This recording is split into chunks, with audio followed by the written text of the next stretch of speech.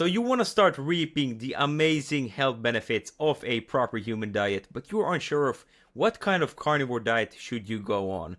And no matter which carnivore diet you decide to go with, you must follow these two rules for it to be considered carnivore. And the first rule is that you eat only animal-based products. So it doesn't include fruit or vegetable. I don't know who came up with that. That's considered an animal-based diet, which we will talk about later. And the second carnivore rule is that you must maintain a zero-carb diet. So this excludes honey as well. My name is Felix, and today I will explain to you the different types of carnivore diets out there and which one is going to be the best one for you and what I would personally do if I were to start the carnivore diet again. So let's take a look at the four most standard approaches. So the first one is the standard all-inclusive carnivore, and this approach you are following the two golden rules for carnivore, but you basically allow everything. So you can eat the whole range of different animal-based products, including meat, seafoods, eggs, and limited dairy. And the reason why I say limited dairy will be clear to you at the end. But it's a great starting point for those who are new to carnivore and who want to transition into this type of lifestyle, because it provides a lot of flexibility while still focusing on the nutrient-dense animal foods. So the second type of carnivore diet is going to be BBBE, so beef, butter, bacon, and eggs. And this was popularized by Ken Berry, and this variation emphasizes really the simplicity and nutrient density of the carnivore diet. So you will absolutely get everything you need from this without needing to think a lot about, oh, what can I eat? What is not considered carnivore? It's very simple. And the third one is going to be the one that I'm sticking to, which is strict carnivore diet or meat and eggs.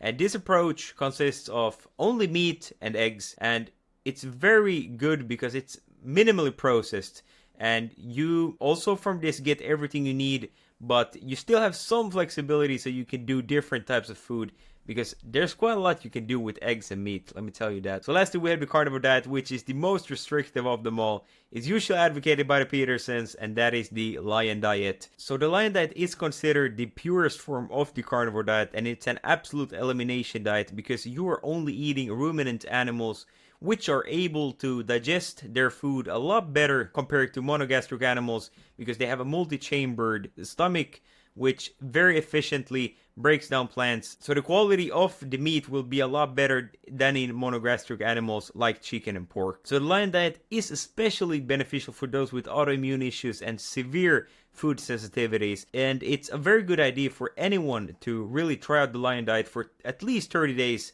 And after that point, when you've done this type of elimination diet, you can try and experiment with adding in other foods and see how you react to them. So then we come to the point where you should choose the right carnivore diet for you. And when it comes to choosing which carnivore diet to be on, you should really take into consider your personal health goals and lifestyle preferences.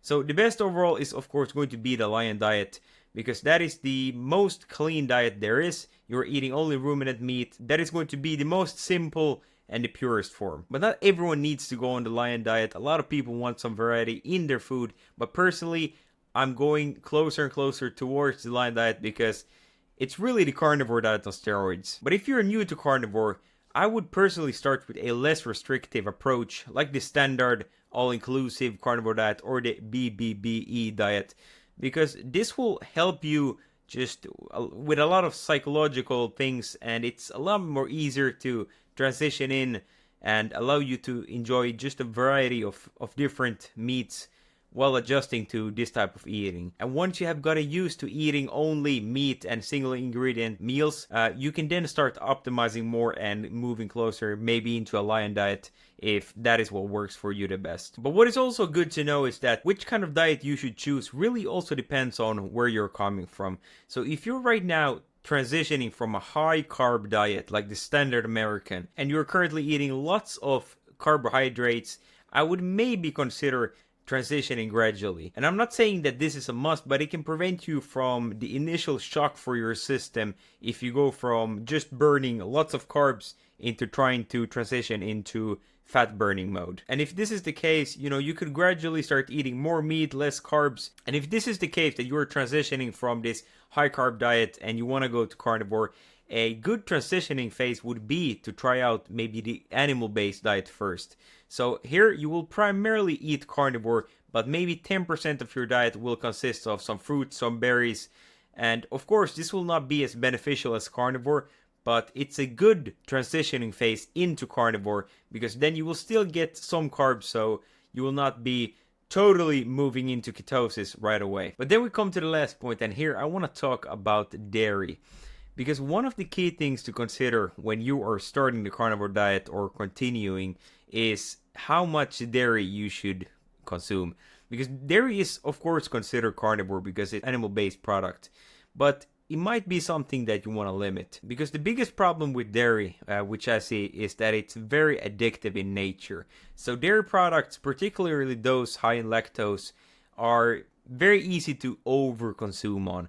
And the reason for this is that, of course, it contains some carbs, some dairy, because milk is naturally designed to help young mammals grow, which is why it's very calorie dense, and it has enzymes in it which will make you trigger all these cravings and make you overeat on them. Because when you think it from a biological perspective, you want the young mammals to overeat on dairy so they can grow faster. But the problem then for adults is that you can't really grow any taller, so you will just grow wider by eating more dairy. And another point is also that dairy can really cause some digestive issues.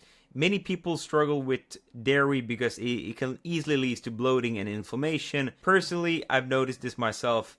I try to limit my dairy intake as much as possible. The only thing I really use is butter or ghee, as they're very low in lactose and work pretty well for me. Like otherwise, personally, I also love dairy. I love cheese and milk, but oh boy do they make me overeat and crave carbs like nothing else. And if I would include them into my diet, I would just be putting lots of pounds on, and it wouldn't be lean muscle mass, let me tell you that. However, at the end of the day, it's absolutely crucial that you experiment with yourself and find out what works best for you.